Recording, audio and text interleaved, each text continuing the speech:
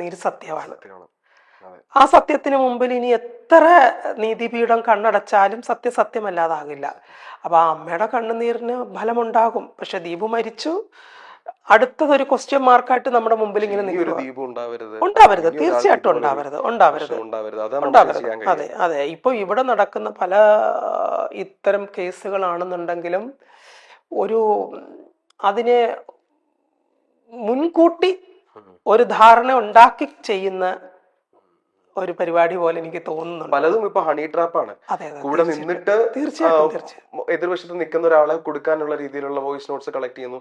നമ്മളൊരു door open ചെയ്ത് കൊടുത്തിട്ട് പിടിക്കുന്ന പോലെയാണ് ഇപ്പൊ പലതും നടക്കുന്നത്. അതിനകത്ത് ജെന്യൂൻ ആയിട്ടുള്ള ഇൻസിഡൻസ് പോലും ഇപ്പൊ ക്വസ്റ്റ്യൻ മാർക്ക് നിൽക്കുവാണ്. ഈവൻ ഇപ്പൊ എനിക്കാണെന്നുണ്ടെങ്കിൽ പോലും ഇൻബോക്സിൽ ഒരുപാട് മെസ്സേജുകൾ വരാറുണ്ട്. അപ്പൊ നമുക്കൊരു ഓപ്ഷൻ ഉണ്ട്, ബ്ലോക്ക് എന്ന് പറയുന്നത് ഇല്ലേ. ഞാനൊരു തംസ് കൊടുത്താൽ മാത്രമേ അവിടുന്ന് അടുത്ത തംസ് വരുവുള്ളൂ. എനിക്കത് കൊടുക്കാൻ താല്പര്യം ഇല്ല എന്ന് കണ്ടു കഴിഞ്ഞാൽ എനിക്കത് ബ്ലോക്കിങ്. ഇപ്പം എൻ്റെ ഫോൺ നമ്പർ പബ്ലിക്കായിട്ട് ഇട്ടിട്ടുണ്ട് ഇൻസ്റ്റഗ്രാമിൽ. കുറേ കമൻറ്റുകൾ വരും, കുറേ കോളുകൾ വരും. എന്നോട് പച്ചയ്ക്ക് ചോദിച്ചിട്ടുണ്ട് 1 ഹവറിന് എത്രയാണെന്ന്. അപ്പം ഞാനൊന്നും മിണ്ടില്ല. ഞാൻ ആ സ്പോട്ടിൽ ആ നമ്പർ അങ്ങ് ബ്ലോക്ക് ചെയ്യാണ് ചെയ്യുന്നത്. കാരണം നമ്മൾ കോൺട്രവേഴ്സി ഉണ്ടാക്കി പോയി അതൊരു വലിയ വിഷയത്തിലേക്ക് പോകും. അതെ, അത് റിയാക്ഷൻ ചെയ്യുന്നതിനൊരു പരിധിയുണ്ട്. നമുക്ക് ഡയറക്റ്റ് ഒരാൾ നമ്മളോട് ഇത്തരം പെരുമാറ്റം കൊണ്ടുവരുവാണെങ്കിൽ നമുക്ക് സഡൻലി നമുക്ക് റിയാക്ട് ചെയ്യാൻ പറ്റും. ഈവൻ ഇപ്പോൾ എനിക്ക് പോലും ചില സന്ദർഭങ്ങളിൽ ആ സ്പോട്ടിൽ റിയാക്ട് ചെയ്യാതെ സ്തംഭിച്ചു പോയിട്ടുള്ള അവസ്ഥകളുണ്ട്. ഒരു സെക്കൻഡ് നമ്മൾ ചിന്തിക്കും, അയ്യോ വേണ്ട, എന്തിനാ നമ്മൾ കാരണം ഒരു വിഷയം ഇവിടെ ഉണ്ടാക്കണ്ട എന്ന് വിചാരിച്ച് നമ്മൾ ബാക്കപ്പ് ആകുന്നത്.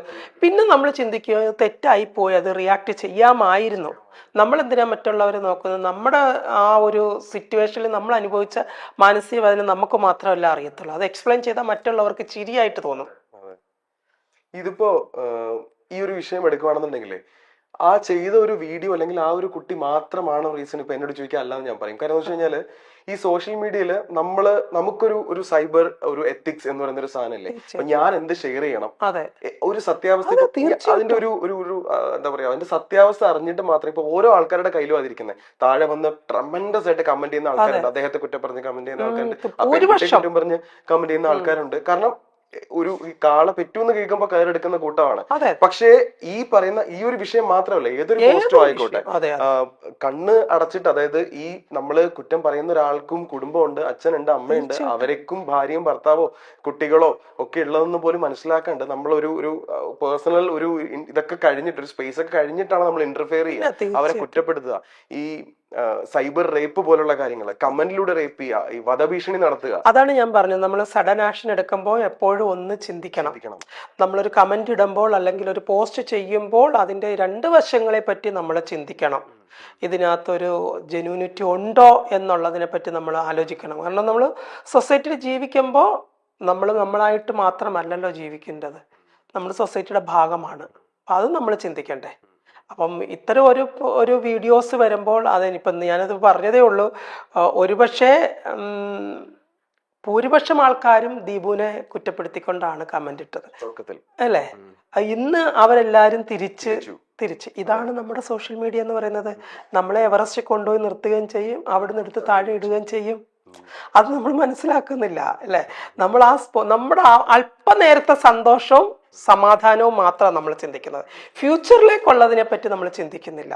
ഇപ്പൊ അതുപോലെ ഒരുപാട് പേര് ഇപ്പൊ സോഷ്യൽ മീഡിയയിലിട്ട് ഇങ്ങനെ പൊങ്കാല നല്ല പറയണം, അതിന് വേറെ എന്തെങ്കിലും പുതിയ പേര് കണ്ടുപിടിക്കേണ്ടതായിട്ട് വരും. ഈ ഒരു ട്രെൻഡ് ഇപ്പൊ എല്ലാരും പറയാണ്, ബസ്സിലിരുന്ന് വീഡിയോ എടുക്കുന്നത് ഒരു ട്രെൻഡ് ആണെന്നുള്ളത്. ഇത് ശരിക്കും അതൊരു ട്രെൻഡാണോ, എങ്ങനെയാ കാണുന്നത് ചേച്ചി? ഞാൻ എന്നെ സംബന്ധിച്ച് പറയാമല്ലോ, ഞാൻ കുറച്ച് കോൺഷ്യസ് ആണ് ഇത്തരം കാര്യങ്ങളിൽ. ഇവിടെ ഇപ്പോൾ എൻ്റെ ഒരു വെഡ്ഡിങ്ങിൻ്റെ പോലെ, ഇപ്പം ഞാൻ ഇന്നലെ ബോംബെയിൽ നാഷണൽ ബിൽഡേഴ്സ് തോമസ് ആൻഡ് ഗ്രൂപ്പിൻ്റെ വെഡ്ഡിങ് മേക്കപ്പിന് പോയതാണ്. ഞാൻ അത്തരം കാര്യങ്ങൾ പോലും എക്സ്പ്ലോർ ചെയ്യാറില്ല.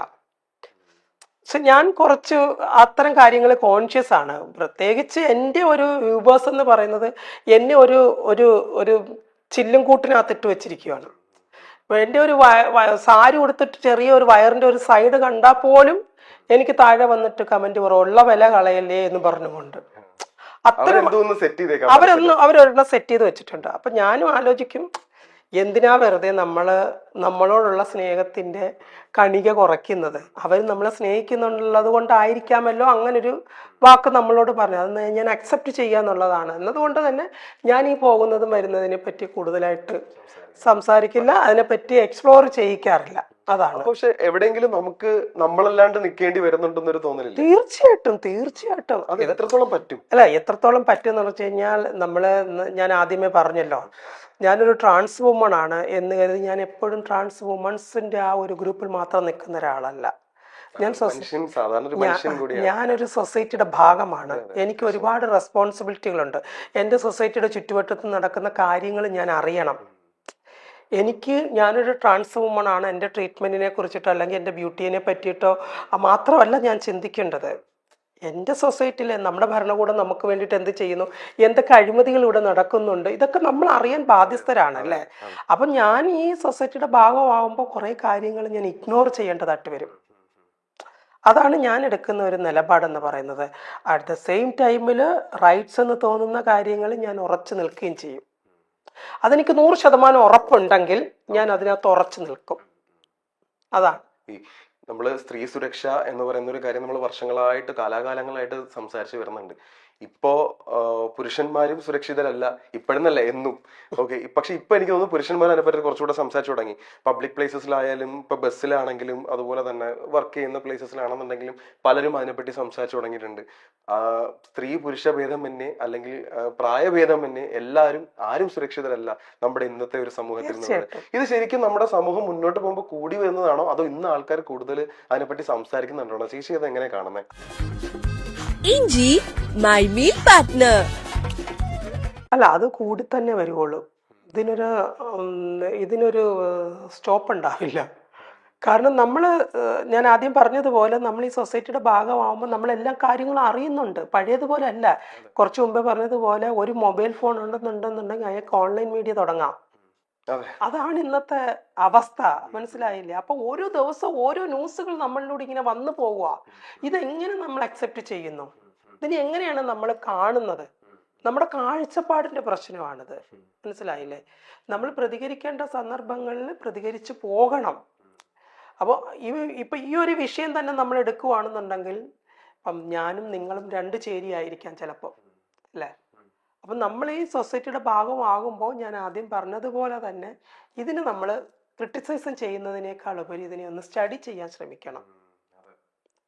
അത് ഉറപ്പായിട്ട്. കാരണം ഇതിനി എത്ര കാലം നീണ്ടു പോയാലും ഇപ്പം ചെറിയ കുട്ടികളിൽ നടക്കുന്ന ലൈംഗിക ആക്രമണങ്ങൾ നമ്മൾ എത്ര ന്യൂസുകൾ വായിക്കുന്നു. 4 വയസ്സുള്ള 2 വയസ്സുള്ള 75 വയസ്സുള്ള അമ്മൂമ്മമാരെ ഒക്കെ റേപ്പ് ചെയ്യുന്ന അല്ലെങ്കിൽ അവരെ ശാരീരികമായിട്ട് ഉപദ്രവിക്കുന്ന ന്യൂസുകൾ അത് കൂടി വരുമല്ലേ. അതെവിടെയെങ്കിലും സ്റ്റോപ്പ് ആവുന്നുണ്ടോ? നമ്മുടെ നിയമവ്യവസ്ഥയുടെ പ്രശ്നമാണ് ഇത്. അതർ കൺട്രീസിലാണെന്നുണ്ടെങ്കിൽ ഉണ്ടോ? ഇവനിപ്പോ UAE പോലത്തെ ഒരു രാജ്യത്താണ് ഇതുപോലെ നടക്കുന്നത്. ഞങ്ങളൊക്കെ അവിടെ 1 മണിക്ക് 2 മണിക്കൊക്കെ റോഡിൽ പോയിട്ട് ചായ കുടിക്കുന്ന ഒറ്റയ്ക്ക് നടന്നു വരും. ഈ സിസ്റ്റത്തിന് ഒരു പേടി എന്ന് പറയുന്നത് അത്യാവശ്യമായിട്ടുള്ള കാര്യമാണല്ലേ? സിസ്റ്റത്തിന് പേടിയില്ല ഇവിടെ. ഇവിടുത്തെ സിസ്റ്റത്തിന് പേടിയില്ല. കാരണം ഒരു 3 മാസത്തെ ജയിൽവാസം എന്ന് പറയുന്നത് ഒരു സുരക്ഷാ കേന്ദ്രം പോലെയാണ്, ഒരു ടൂറിസ്റ്റ് കേന്ദ്രം പോലെയാണ്. അവർക്ക് ആവശ്യമുള്ളപ്പോൾ അവർക്ക് ആൾക്കാർ വന്ന് കാണാം. കുറച്ച് നാൾ കഴിയുമ്പോൾ നല്ലൊരു വക്കീലിനെ വെച്ചിട്ട് ജാമ്യം കിട്ടും, തിരിച്ചു പോരും. ഈ ന്യൂസുകൾക്കെല്ലാം ദൈർഘ്യം കൂടുതലാണെന്ന് നമ്മൾ പറയുമ്പോഴും ഒട്ടുമില്ല എന്നുള്ളതാണ്. ഓരോ ന്യൂസുകൾ ഇങ്ങനെ വന്നുകൊണ്ടിരിക്കുമല്ലേ. ഇപ്പോൾ ഫോർ എക്സാമ്പിൾ ശബരിമല സ്വർണ്ണ കേസ് തന്നെ എടുക്കുക. ആ പോറ്റിക്ക് ജാമ്യം കിട്ടി, ഇല്ലേ? ഇനി എന്താ? പോറ്റി പോയപ്പോൾ ഉണ്ടായിരുന്ന ഗ്ലാമർ തിരിച്ചു പിടിക്കും, ഇല്ലേ? ഇതിന്റെ സത്യാവസ്ഥ എവിടെയും കൊണ്ട് എത്തുന്നില്ല എന്നുള്ളതാണ്. പീഡന കേസിലൊക്കെ അകത്തായ പ്രതികളെ നമ്മൾ 2-3 വർഷം കഴിഞ്ഞ് അവരുടെ വീഡിയോയിലൊക്കെ കാണുമ്പോഴത്തേക്ക് അവർ കുറച്ചുകൂടെ മെച്ചപ്പെട്ട രീതിയിലാണ് നമുക്ക് തോന്നുന്നത്. ഇപ്പം എന്താ പറയാ, ജയിലില് സാലറിയും കൂടി കൂട്ടിയില്ലേ? അപ്പം അവര് വിചാരിക്കുന്നത് ജയിൽവാസത്തിന്റെ നീട്ടം കൂടിക്കോട്ടെ, അത്രയും കൂടി സാലറി കിട്ടും. പുറത്തിറങ്ങി ബിസിനസ് സ്റ്റാർട്ട് ചെയ്യാം. അപ്പൊ നല്ലൊരു തുക അവർക്ക് തിരിച്ചു കൊണ്ടുവരാം. 10 വർഷം 15 വർഷം അതിനകത്ത് കടന്നു കഴിഞ്ഞാൽ നല്ലൊരു സംഖ്യ കൊണ്ടുവരാം. മനസ്സിലായില്ലേ? നമ്മുടെ സിസ്റ്റത്തിന്റെ പ്രോബ്ലമാണ്. കലോത്സവത്തിന് എനിക്ക് തോന്നുന്നു ചേച്ചിയുടെ ലൈഫ് സ്റ്റോറി തന്നെ ആ കുട്ടി അവതരിപ്പിച്ചു.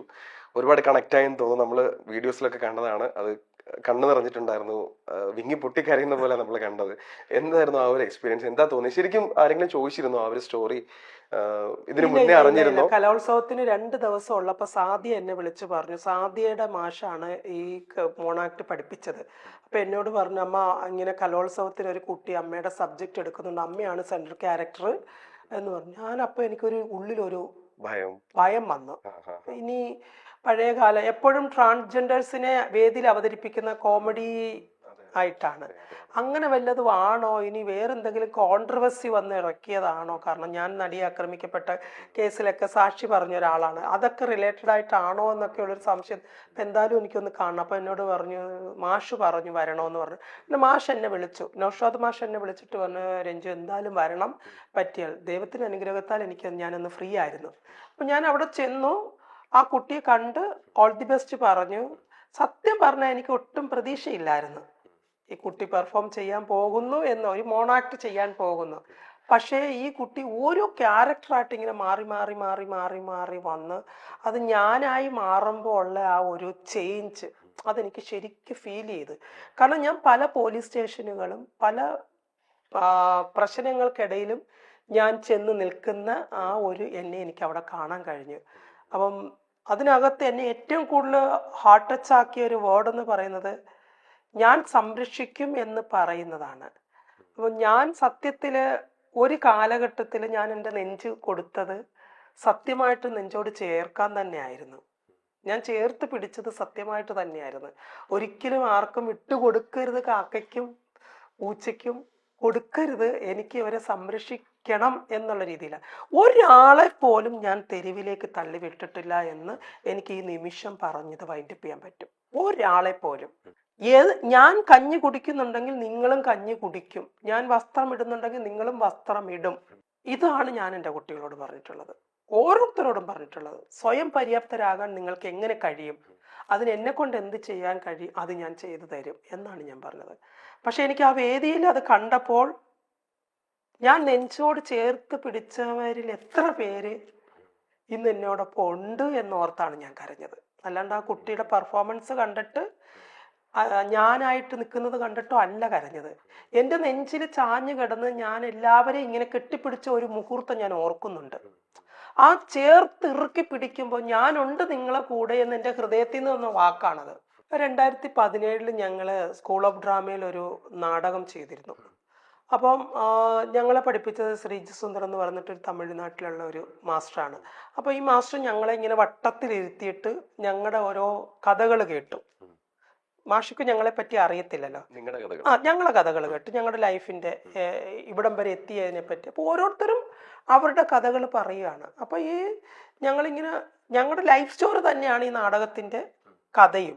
അപ്പോൾ ഈ ഒരു ഘട്ടത്തിൽ എല്ലാവരും കൂടി നിന്നിട്ട് പറയുന്ന ഒരു സംഭവമുണ്ട്. അപ്പോൾ ഈ സമയത്ത് ഞാൻ ഇവരെ ഇങ്ങനെ ചേർത്ത് പിടിക്കുകയാണ്. ചേർത്ത് പിടിച്ചിട്ട് ഞാനുണ്ട്, എൻ്റെ മരണം വരെ ഞാൻ നിങ്ങളോടൊപ്പം ഉണ്ട് എന്ന് പറയുന്ന ആ ഒരു സാഹചര്യം ഞാൻ എൻ്റെ നെഞ്ചോട് നെഞ്ച് കൊടുത്തത് തന്നെയാണ് തീർച്ചയായിട്ടും. പക്ഷെ ഞാൻ ഇന്നിപ്പോൾ ഇവിടെ ഇരിക്കുമ്പോൾ ഞാൻ ബാക്കിലേക്ക് ചിന്തിക്കുകയാണ്, ആ നെഞ്ച് എടുത്ത് ആ നെഞ്ച് ചാഞ്ഞു നിന്ന് എത്ര പേരിന്ന് എന്നോടൊപ്പം ഉണ്ടോ എന്നുള്ളത്. അതാണ് ഞാൻ ആ മോണാക്ട് വേദിയിൽ ഇരുന്ന് ഓർത്ത് കരഞ്ഞത്, അല്ലാണ്ട് ആ കുട്ടിയുടെ പെർഫോമൻസ് കണ്ടിട്ടല്ല. കാരണം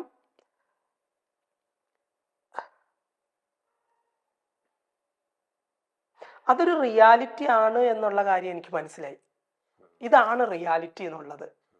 നമ്മൾ എത്ര നെഞ്ചും കൂടി തുറന്നു കൊടുത്താലും ഞാൻ നിങ്ങൾക്ക് വേണ്ടിയിട്ടാണ്, ഓപ്പണാണ്, എൻ്റെ ഹാർട്ട് ഓപ്പണാണ്, നിങ്ങളാണ് അവിടെ ഉള്ളത് എന്ന് നമ്മൾ എത്രയൊക്കെ പഞ്ച് ചെയ്ത് പറഞ്ഞാലും അത് വെറും ഒരു ഡ്രാമയായിട്ട് മാറുന്നൊരു സാഹചര്യം ഞാൻ എൻ്റെ ജീവിതത്തിൽ കണ്ടിട്ടുണ്ട്. അതിലൂടെയാണ് ഞാൻ കുറച്ചു കാലമായിട്ട് പോയിക്കൊണ്ടിരുന്നത്. ഇപ്പം ഞാൻ മറ്റൊരു റിയാലിറ്റിയിലേക്ക് വന്നു. അപ്പം എന്നോടിപ്പോൾ ഒരാൾ വന്നിട്ട് പറയാണ്, രഞ്ജുമേൻ എനിക്ക് ഭയങ്കര സ്നേഹമാണ്, എനിക്ക് അത്രയ്ക്ക് ജീവനാണെന്ന് പറഞ്ഞാൽ എനിക്കത് നിർവികാരത എനിക്ക് തോന്നുന്നത്. എനിക്കൊരു സന്തോഷം അല്ല, ഇത് കേൾക്കുന്ന ആരൊക്കെ എന്നോട് ഇനിയിപ്പോൾ സൊസൈറ്റിയിലുള്ള ആര് വേണമെങ്കിലും പറഞ്ഞോട്ടെ, ഞങ്ങൾ സത്യമായിട്ടാണ് സ്നേഹിക്കുന്നത് പറഞ്ഞാൽ ഇറ്റ്സ് ഓക്കെ. ഞാനത് അക്സെപ്റ്റ് ചെയ്യാം. പക്ഷെ എനിക്ക് പ്രത്യേകിച്ചൊരു വികാരം തോന്നുന്നില്ല.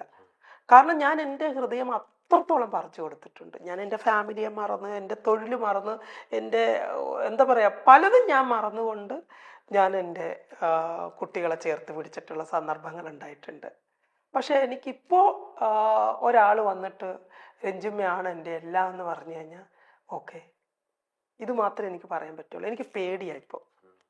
സ്നേഹത്തിനോട് എനിക്കിപ്പോൾ ഭയങ്കര പേടിയാണ്. ഇപ്പൊ എങ്ങനെ പോകുന്നു ലൈഫ്? അതുകൂടെ ചോദിച്ചിട്ടുണ്ടായിരുന്നു. ഇല്ല, ഇപ്പൊ ഐ എം സോ ഹാപ്പി.